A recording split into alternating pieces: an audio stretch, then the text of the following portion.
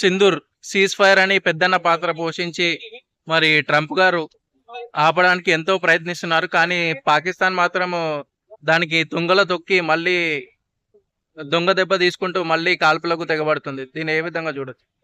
అన్న పాకిస్తాన్ కి అంత దమ్ము ధైర్యం లేదు, ఖచ్చితంగా నేను చెప్తున్నా. ఎందుకంటే కొంతమంది ఉగ్రవాదులు ఉన్నారు కదా ఆ దేశం నుంచి, సో వాళ్ళు చేసే పనులు ఇవి. కానీ ఖచ్చితంగా ట్రంప్ చెప్పాడు, మనం ఇండియా నుంచి ఆల్రెడీ యుద్ధం అనేది ఆగిపోవడానికి జరిగింది, అనౌన్స్మెంట్ కూడా అయిపోయింది. మోడీ గారు 2 గంటలు చర్చించి చెప్తాము అది అన్నారు.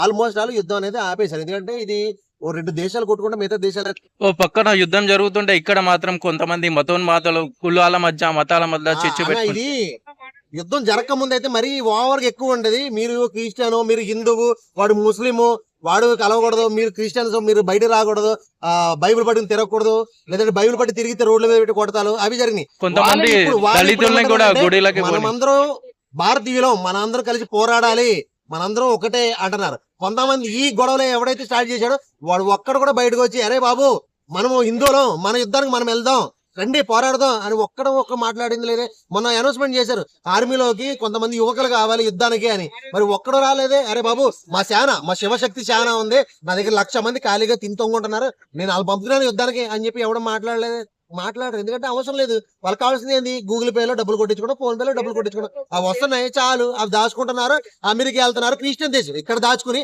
ఇక్కడ సంపాదించుకుని క్రిస్టియన్ దేశం అమెరికా వెళ్ళి అక్కడ ఎంజాయ్ చేస్తున్నారు. అది అట్లా ఉంది, అందుకనే వాళ్ళు ఎవరు మాట్లాడరు. డించిక్ బాబా కాదు కదా, అరగుండి బాబా రాధా దాస్ గారు ఆడ ముఖం చూస్తే ఆడి ముఖంలో నాకు ఎప్పుడు మనోహరం కనపడలేదన్న, అందుకని రాధా దాస్ అంటానండి. ఆడి ముఖంలో నాకు మనోహరం కనపడలేదు. ఆడి ముఖానికి ఎవరు ఇట్టారో పేరు, కానీ చాలా మంది ఆడి వీడియోలు కూడా ఇప్పుడు బయటకు వస్తున్నాయి. ఏంటంటే వాడు ఒక గే ఆడు, అసలు స్కూల్లో ఉన్నప్పుడు ఎలా ఉంది అలా ఉందని. హిందువా క్రిస్టియన్ ముస్లిం? ఐఎమ్ ఇండియన్ అన్న, నేను ఇండియన్ ఖచ్చితంగా. మీరు ఎప్పుడైనా రాధే మనోహర్ దాస్ వందే మాతరం గీతం పాడంగా చూసారా? నేను వాడు మాట్లాడంగా గానీ వాడు పాడంగా గానీ ఏ రోజు చూడలేదు. కేవలం వాడి నోట్ల నుంచి నేను ఒకటే విన్నా, అది ఏంటంటే హిందువులందరూ ఒకటే, క్రిస్టియన్ లేడు, ముస్లింలు ఎవరు ఉండకూడదు అంటే మాత్రమే విన్నాను నేను. అది అయితే దళితుల్ని కూడా గుడిలోకి రానియకుండా అన్న, మొన్న ఒక అతను బైబిల్ పట్టుకుని ఏదో ప్రసంగం చెప్తుంటే ఈ రాధా దాస్ గారు వెళ్ళి ఆయనతో మాట్లాడుతూ నువ్వు ఎలా చేస్తున్నావు అంటే, అది కాదండి అలా కాదండి అని రాధా మనోహర్ ఆడి దగ్గరకు వస్తుంటే ఇటు ఇలా వెనక్కి వెళ్తున్నాడు. అరే నువ్వు నేను ఒకటన్నా కదా, నువ్వు పక్కన కూర్చోబెట్టి ఎందుకు మాట్లాడలే? వాడి దగ్గర రాకూడదు, వాడిని ముట్టుకోకూడదు, ఎందుకంటే వీడు హిందువు అగ్రం, ఈడు పాపం క్రిస్టియన్, ఈడు లేబర్, ఈడు దళితుడు, ఈడు అందుకని చెప్పి వీడు దగ్గర రాకూడదు. కానీ మాటల్లో మీరందరూ మా వాళ్ళే అంటారు. ఇలా ఇప్పుడు దళిత ఒక వీడియో కూడా వచ్చింది, చర్చ్ దగ్గరికి వెళ్ళిపోయి వీళ్ళంతా మన వాళ్ళే పంపతీసి వాళ్ళ అమ్మెళ్ళి వాళ్ళతో ఎవడదన్నా కన్నాడు ఆయన్ని మన వాళ్ళని ఎలా అంటున్నాడు నాకు అర్థం కాలేదు. వాడు దళితుడు కదా, దళితుడు అని వేడి తీసింది ఎవరో మీ తాత ముత్తాతలే కదా, నీకు సిగ్గలేదా, నువ్వు మీ తాత ముత్తాతలు పుట్టినోడు కదా. వాడు ఈ దళితుడు దూరంగా ఉండాలని చెప్పి దూరం పెట్టిందే నీ తాత ముత్తాతలు. ఇప్పుడు నువ్వు వెళ్ళి వీళ్ళందరూ మానవులే అంటే నువ్వు మీ తాత ముత్తలు పుట్టినోడు కదా, లేకపోతే ఈయన పుట్టినోడువా?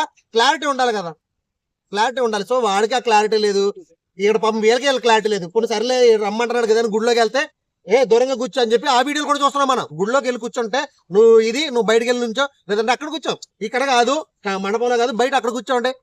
ఇది ఖచ్చితంగా నేను చెప్తున్నా. మొన్న పవన్ కళ్యాణ్ గారు సనాతన ధర్మం కాపాడడానికి మొదలు పెట్టిన ఆయన ఊర్లోనే సనాతన ధర్మం అనేది వర్దిల్లింది. ఎలా అంటే దళితుని దూరం పెట్టారు, వేలేశారు. అదే కదా మన సనాతన ధర్మం. ఇప్పటికి కూడా బహిష్కరించడం ఎంతవరకు కరెక్ట్ అంటారు? రేపు సనాతన ధర్మం పూర్తిగా వస్తే జరిగేది అదే కదా, దళితులను దూరం పెట్టడమే సనాతన ధర్మం గొప్పతనం.